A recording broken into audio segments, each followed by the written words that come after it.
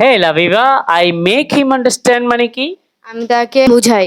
তাহলে আমি যদি বলি I make him repair the laptop, আমি তাকে ল্যাপটপ আমি তাকে দিয়ে ল্যাপটপটি রিপেয়ার করি। রিপেয়ার করি। আচ্ছা, আমি যদি বলি আই মেড হিম আন্ডারস্ট্যান্ড, আমি তাকে বুঝিয়েছি আমি তাকে বুঝিয়েছিলাম, ছিলাম আমি তাকে। বুঝিয়েছিলাম। তাহলে তুমি যদি বলো I made him repair the laptop মানে কি হবে? আমি তাকে দিয়ে দিয়ে ল্যাপটপ রিপেয়ার করেছিলাম, আমি তাকে দিয়ে ল্যাপটপটি।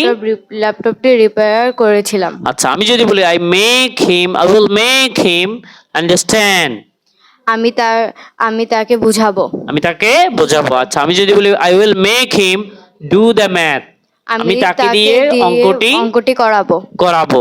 আচ্ছা, আমি যদি বলি আই উইল মেক হিম লাভ, আমি তাকে দিয়ে হাসাবো। আমি তাকে হাসাবো। হাসাবো। আচ্ছা, আমি যদি বলি I will make him clean the room, আমি তাকে দিয়ে ঘর গুছাবো, রুমটি পরিষ্কার করব। আচ্ছা মামনি, আমি যদি বলি I am making him understand, আমি তাকে বুঝাচ্ছি। আমি তাকে বোঝাচ্ছি। আর আমি যদি বলি I am making him clean the room, আমি তাকে দিয়ে রুম রুমটি পরিষ্কার করছি।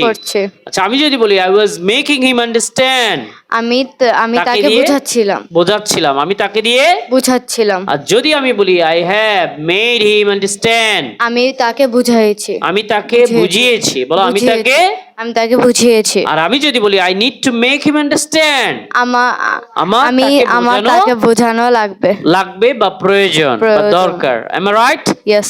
So thank you very much.